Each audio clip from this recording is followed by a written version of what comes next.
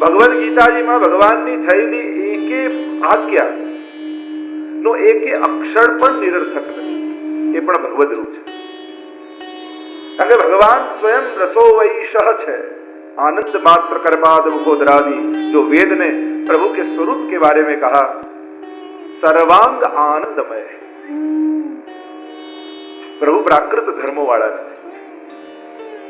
પ્રાકૃત જીવોની વાણી પણ પ્રાકૃત હોય. પ્રભુ અપ્રાકૃત છે, અલૌકિક છે, આનંદ રૂપ છે, રસ રૂપ છે, અને એટલે ભગવાનની વાણી પણ અલૌકિક છે, રસમય છે, આનંદ રૂપ છે. ભગવદ વાણીનું પણ અવગાહન જો જીવનમાં તમે કરો તો જીવનના તમારા સમસ્ત દુઃખોને દૂર કરવાનું સામર્થ્ય ભગવદ વાણીમાં પણ છે. ભગવાન ન મળે ત્યાં સુધી ભગવદ આજ્ઞાનો આશ્રય કરો, ભગવદ વાણીનો આશ્રય કરો. ઘણા લોકો મળે છે ને કહે છે કે અમે રોજ ભગવદ ગીતાજીના એક અધ્યાયનો પાઠ રોજ કરીએ છીએ. સુંદર વાત છે. ગ્રંથમાં ભગવાન બિરાજે છે, શાસ્ત્રોમાં ભગવાન બિરાજે છે. જીવનની સર્વ ગ્રંથિઓને ખોલી નાખે એનું નામ ગ્રંથ. શાસન કરે શાસ્ત્ર, જેનો અંત સિદ્ધ થઈ ગયો હોય એનું નામ સિદ્ધાંત. સર્વ ચર્ચા કર્યા બાદ જે સાર રૂપે મળે એને સિદ્ધાંત કહેવાય.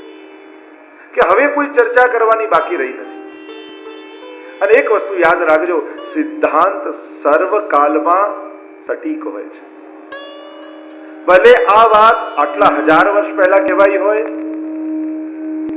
500 વર્ષ પહેલા કહેવાઈ હોય કે આજે કહેવાઈ હોય, પણ ભગવાનના મુખમાંથી નીકળેલા શબ્દો એ કાલથી રૂંધાતા નથી, એ શાશ્વત હોય છે.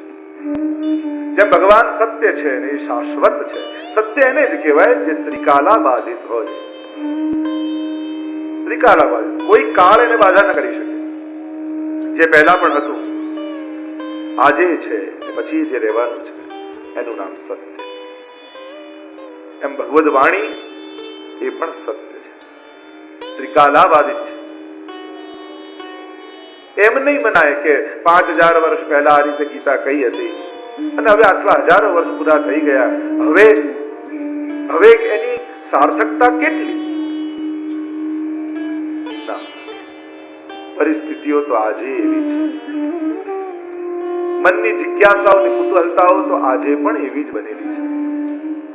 આજે પણ એ અર્જુન એટલો જ કન્ફ્યુઝ છે જે આપણા બધાની ભીતર રહેલો છે. પોતાના જીવનમાં કલ્યાણના માર્ગો, સુખના માર્ગો, સફળતાના માર્ગો શોધી રહ્યો છે. અને દરેક જીવનની ઘટનાઓમાં કૌરવ અને પાંડવની મધ્યમાં એનો રથ ઉભો હોય છે. ધર્મ અને અધર્મની વચ્ચેનો રથ ઉભો હોય છે. કેમ કર્તવ્ય મૂળ બનીને અર્જુન આજે પણ ઉભો છે. આ જે પણ શાસ્ત્રોની વાતો છે એને એમ નહીં માનવું કે આ બધું જૂનું છે. આ શાશ્વત છે. દરેક કાળમાં આ સત્ય છે, સટીક છે. ઘણીવાર વ્યવહાર પક્ષ બદલાય પણ સિદ્ધાંત બદલાતો. એનો વ્યવહાર પક્ષ ઘણીવાર બદલાઈ જતો હોય કાળને કારણે, કાળના પ્રભાવને કારણે, પણ સિદ્ધાંત તો એની જગ્યાએ હંમેશા સત્ય જ રહે છે. ભગવાનના મુખમાંથી નીકળેલા શબ્દો કાલાંતરે જૂના નથી થતા. જેમ જેમ કાલ વ્યતીત થતો જાય એટલી જ એની સાર્થકતા વધતી જતી હોય એમ લાગે છે. મહાપ્રભુજીએ 500 વર્ષ પૂર્વ કૃષ્ણાશ્રય ગ્રંથ લખ્યો, પણ વાંચતા હોય તો આજે એમ લાગે કે આજે પણ સટીક છે. ભગવદ ગીતાની વાતો આટલા હજારો વર્ષ પહેલા કહેવાઈ હોય, પણ આજે પણ દરેક શ્લોક આપણને સટીક લાગે છે, સાર્થક લાગે છે આપણા જીવન માટે. પૂર્ણ અવતાર એવા શ્રી કૃષ્ણ, 16 કળાઓને ધારણ કરેલા એવા ભગવાન શ્રી કૃષ્ણ. બધા જ અવતારોમાં કૃષ્ણ અવતારને પૂર્ણ અવતાર કર્યો. કૃષ્ણમ વંદે જગત ગુરુ. અને પૂર્ણ અવતાર ભગવાન સ્વયં ગુરુ રૂપે વિરાજમાન છે અર્જુનની આગળ. જો અનેક કળાઓ દ્વારા અવતારોની ગણના કરવામાં આવે છે. હવે આ 12 કળાનો, 8 કળાનો, 16 કળાનો, એકાદશ ઇન્દ્રિયો અને પૃથ્વી, જળ, તેજ, વાયુ, આકાશ, આ પાંચ મહાભૂત જે સંપૂર્ણ આનંદ રૂપ જેની અંદર બિરાજતા હોય તે 16 કળા કહેવાય. એમ કળાઓની ગણના છે, એમ શાસ્ત્રોમાં આનંદની ગણના છે. દેવતા, ઈશ્વર આ બધાના ભેદ શાસ્ત્રોમાં કહ્યા છે અને અધ્યયનનો વિષય છે. અર્જુનને સુંદર વાત કરતા પ્રભુએ ગઈકાલે 9મા શ્લોકમાં આપણે દર્શન કરતા હતા કે જે મારા જન્મ અને કર્મને તત્વથી જાણી જાય છે એને જન્મ મરણના ચક્કરમાં પડવું નથી પડતું. પ્રભુનું પ્રાગટ્ય થયું મથુરા. મહાપ્રભુજીએ તો બંને જગ્યાએ પ્રાગટ્ય બતાવ્યું, ગોકુલ ને મથુરા. હરિવંશ પુરાણમાં પણ એ પ્રકારના ઉલ્લેખો મળે છે. યે યથામામ પ્રપદ્યન્તે તાંસથૈવ ભજામ્યહમ. જે જે પ્રકારે મારું ભજન કરે છે હું પણ એને એ જ ભાવથી ભજું છું. હું પણ એને એ રીતે જ ભજું છું. આપણે ઘણી વાર જુદી જુદી રીતે સાંભળતા હોઈએ, ઘણી વાર એમ સાંભળીએ કે ઈશ્વર તો કણે કણમાં બિરાજમાન છે ને એ બધાને જમાડનારો છે. આપણે એને શું ભોજન કરાવવાના, આપણે શું એને ભોગ ધરવાના? એ બધાને જગાડે છે, આપણે એને શું જગાવવાના? એ બધાને ખવડાવનારો છે, આપણે એને શું ખવડાવવાના? ઘણી વાર એમ સાંભળી કે ના એને ભોગ ધરો, એને જગાવો, એને પોઢાવો. બધું જ કરનારો ઈશ્વર છે. કણ કણમાં ઈશ્વર છે, બધું ઈશ્વરથી બનેલું છે. ઘણી વાર એમ સાંભળીએ કે તમારી અંદર ઈશ્વર છે, તમે પોતે બ્રહ્મ છો. ઘણી વાર એમ સાંભળીએ કે તમે જેની સેવા કરો છો એ સાક્ષાત ઠાકોરજી છે અને બાલ ભાવથી તમે ઠાકોરજીની સેવા કરો, લાલ લડાવો. તો ઘણી વાર કન્ફ્યુઝ થઈ જવાય કે આમાં સાચું શું? જો એ જ બધાને ખવડાવનારો હોય તો એને ભોગ ધરવા વાળા આપણે કોણ? એ સાચું? આપણી ભીતર ઈશ્વર છે એ સાચું કે આપણી અંદર આત્મા રૂપે ઈશ્વર રહેલો છે? એમાં પણ બે ભાવ. ઘણા એમ કે છે અંશ બિરાજમાન છે, જેમ ગીતાજીમાં કહ્યું, અને ઘણા એમ કે છે કે આત્મા જ બ્રહ્મ છે, બીજું કઈ છે જ નહીં. અહમ બ્રહ્માસ્મિની વાત આવી. અને ઘણી વાર એમ સાંભળીએ કે ના તમે તો દાસ છો, તમારા સ્વામી તો ઠાકોરજી છે, એને તમારે લાલ લડાવવાના છે. સાચું શું? આ ત્રણેયમાંથી સાચું શું? તો કહ્યું કે આ ત્રણેય સાચું છે.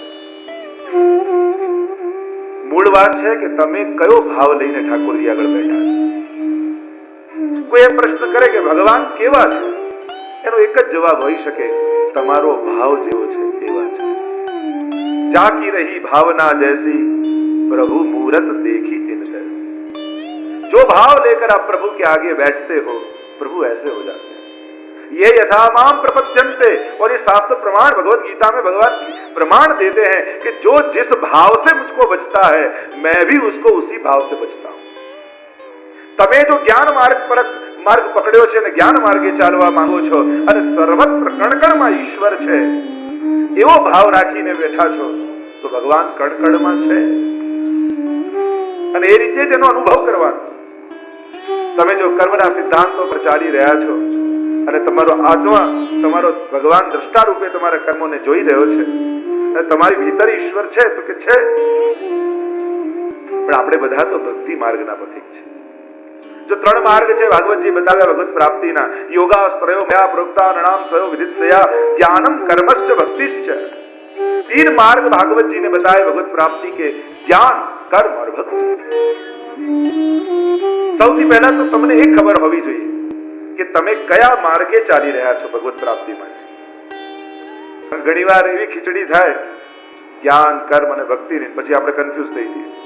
હવે આપણું નોલેજ આવે ક્યાંથી? ટીવીમાં ક્યાંક કોઈનો અડધો કલાક લેક્ચર સાંભળીએ, ક્યાંક કોઈ મેગેઝિનના 2 પેજ વાંચી લીધા હોય, ક્યાંક ન્યૂઝપેપરમાં વાંચી લીધું હોય, ક્યાંક ઇન્ટરનેટમાં કોઈ એક પેજ ખોલીને જોઈ લઈએ અને પછી જ્ઞાન, કર્મ અને ભક્તિની એવી ખીચડી થાય કે એમાં સાચું શું એ જ ખબર ન પડે.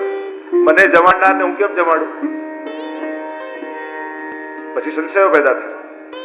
એટલે સૌથી પહેલા આધ્યાત્મિક માર્ગે તમારે જવું છે તો તમને તમારો માર્ગ ખબર હોવો જોઈએ.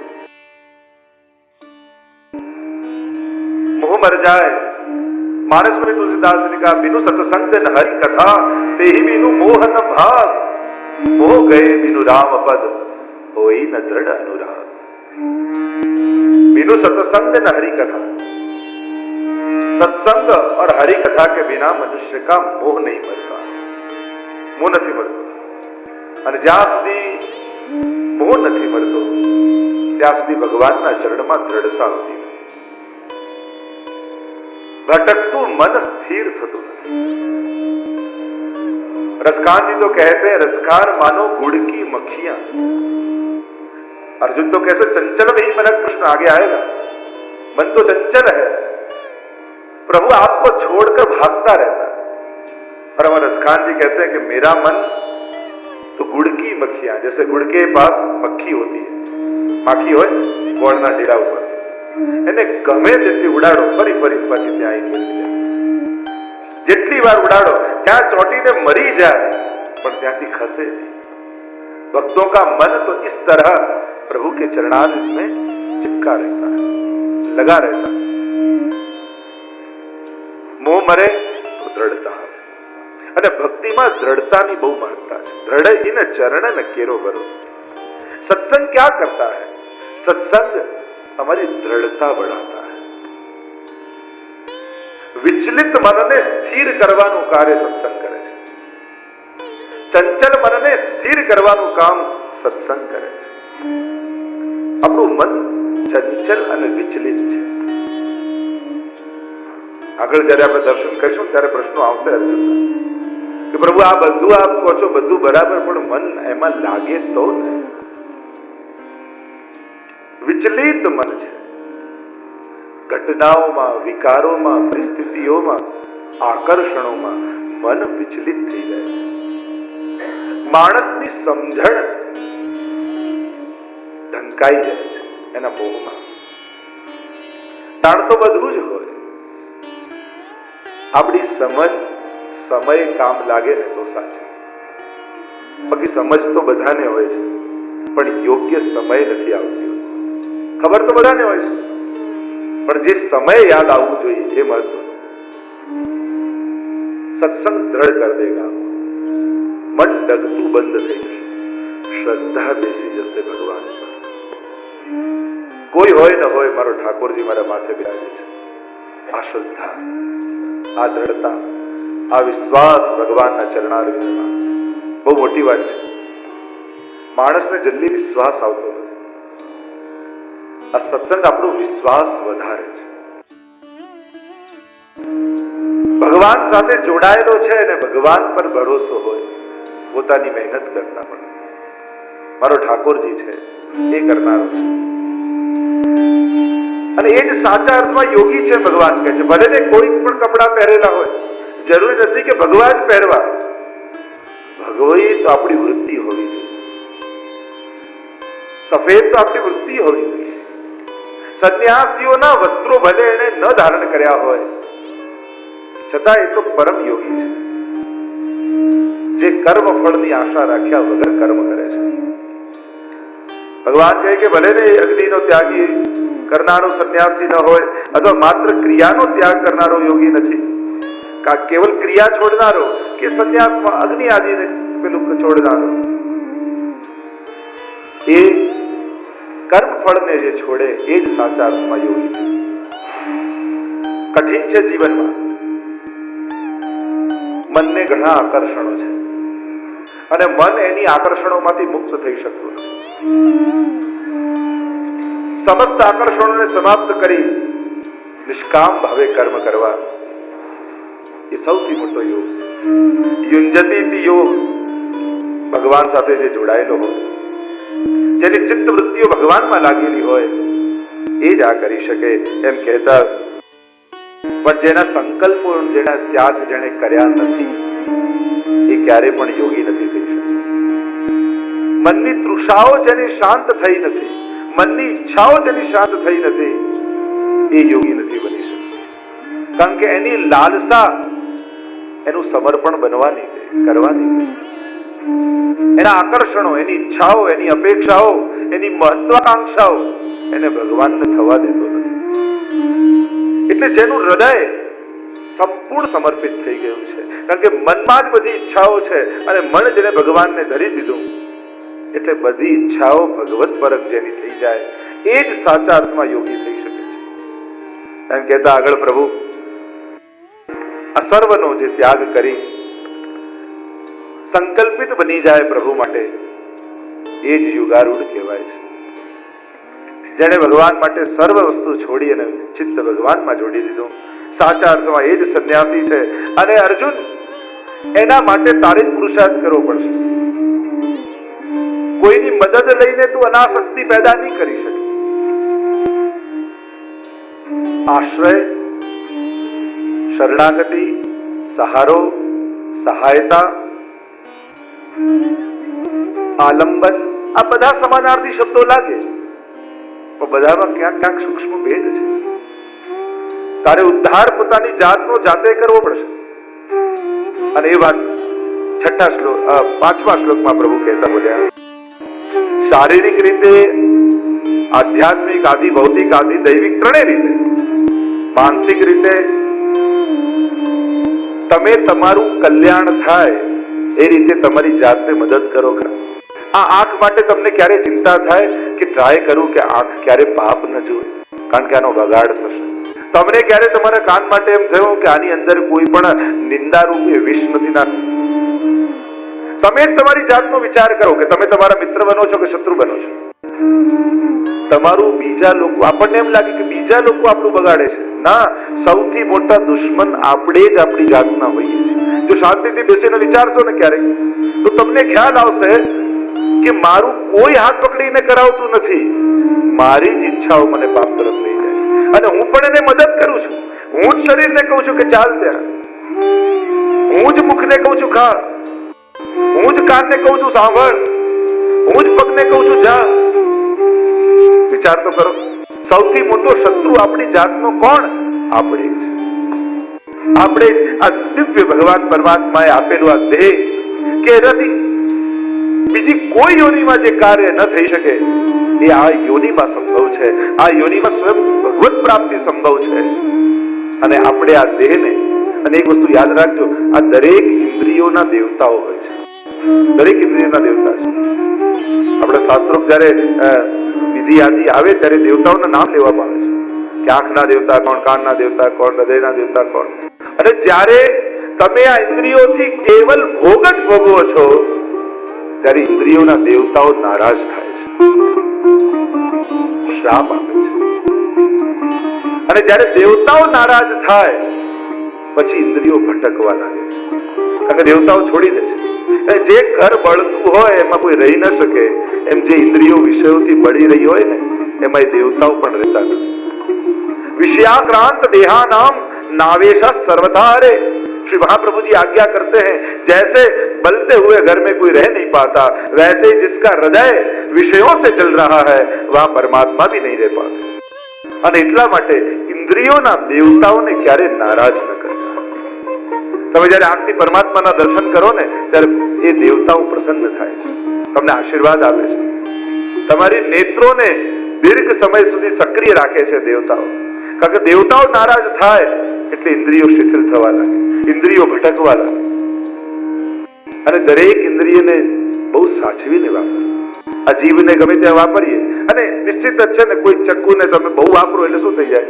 બુઠ્ઠું થઈ જાય, પછી એનાથી કઈ કપાય નહીં. એમ તમે લોકો, ઘણા લોકો કહે ને અમે આટલું ઘરમાં કહીએ છીએ પણ કોઈ માનતું જ નથી, કારણ કે જીભ બુઠ્ઠી થઈ ગઈ છે. જ્યારે ઇન્દ્રિયોની ધાર જતી રહે ત્યારે એનો પ્રભાવ પણ જતો રહે. સંતો, મહાત્મા, આચાર્યો, મહાપુરુષોની ઇન્દ્રિયોનો પ્રભાવ છે. એની આંખમાં પણ, એની જીભમાં પણ એ બોલે અને ઇન્દ્રિયોના દેવતાઓએ પૂરું કરી આપવું પડે. એટલી તાકાત એની જીવવા પર હોય છે. એ જુએ ખાલી, એની દ્રષ્ટિમાં એટલી તાકાત હોય કે જન્મ જન્મના પાપને બાળી નાખે. એના ચરણારવિંદ, એના અસ્તિત્વમાં એટલી તાકાત આવી જાય કે કોઈ ઘરમાં પણ જાય ને તે ઘરને તીર્થ બનાવીને નીકળે. આ ઇન્દ્રિયોના દેવતાઓનો પ્રભાવ હોય છે. એને પ્રસન્ન કર કે જ્યારે આ ઇન્દ્રિયોને તમે ભગવાન તરફ લઈ જાઓ ત્યારે એ દેવતાઓ પ્રસન્ન થાય છે કે અમે જેનું ધ્યાન કરીએ છીએ, અમે જેને પામવા માંગીએ છીએ, અમે જેને ભજીએ છીએ, આ ઇન્દ્રિયોને ત્યાં લઈ ગયો.